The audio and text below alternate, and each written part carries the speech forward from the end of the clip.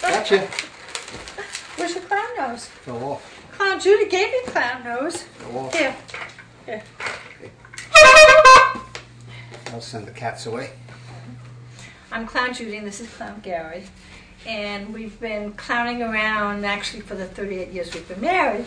But in addition, we've been clowning as volunteers at Walter Reed Army Medical Center for about 5 years. And then early this year, we started being volunteer clowns for the Starbright Children's Foundation. Well, at the Pentagon, my last position, I was Chief of Staff of an office that is in the Secretary of Defense's office. So I was Chief of Staff of a logistics office in the Office of the Secretary of Defense. And the office manages the issue of contractors on the battlefield. People in my office knew that I volunteered as a clown. And I also was kind of a clown at work, even though it was a very serious position that I had. Unlike Judy's work at the Pentagon, I trained seriously before I became a clown. I worked at Fannie Mae, and that was very appropriate training in order to do what I do. And in order to keep my skills up, I'm an expert witness for subprime mortgages, so that also helps put a giggle on my face and keeps me equipped for clowning around. You lose $1 trillion or so, what are you going to do except clown around? Right. Try and explain to the lawyers where the money went. Okay.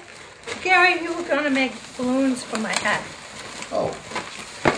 You can do that too. You can't get good help, you know. And sometimes, one time Gary and I did in fact wear costumes to the Pentagon. I brought Gary as my guest, and it was in April on Take Your Daughters and Sons to Work Day.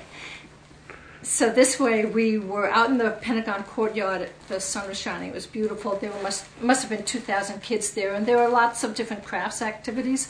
But what we found is that it's just like at Walter Reed in the dining room. As soon as Gary and I walked into the courtyard at the Pentagon, lines formed, long lines of kids. There must have been 1,000 kids waiting in line for us. And say the magic words. Say the magic words. Abracadabra. Ta-da! Pretty good. And then one day, a few years ago, my office had a Christmas party, and I was just wearing a regular professional-looking suit. And I made a balloon hat for the party. And I was walking, after the party, I went to visit my friend, who was a special assistant to Secretary of Defense Rumsfeld. And I certainly did not expect to see her boss. I asked to see my friend. She came out, and I was talking to her about my balloon hat. And then, lo and behold, Secretary Rumsfeld came out. And he started laughing, which made me feel good. He was a really funny guy anyway. I loved him. He had a wonderful smile and a wonderful sense of humor. So I said to him, Mr. Secretary, would you like my balloon hat? Because I always give it to someone at the end of the day. And he said, I think I'll pass. Very good judgment on his part.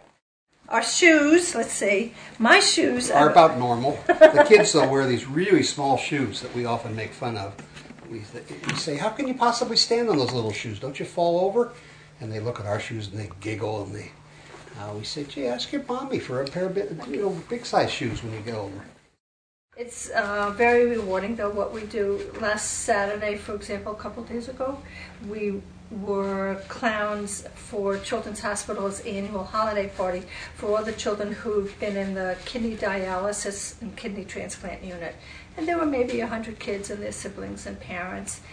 And what was really wonderful was when I sat down at a table to talk to a mom and dad, the woman said to me, Clown Judy, I'm going to cry, Clown Judy, you're the best thing here today. And I said, why? She said, because you're making us laugh. If you have a good heart, you do things like this.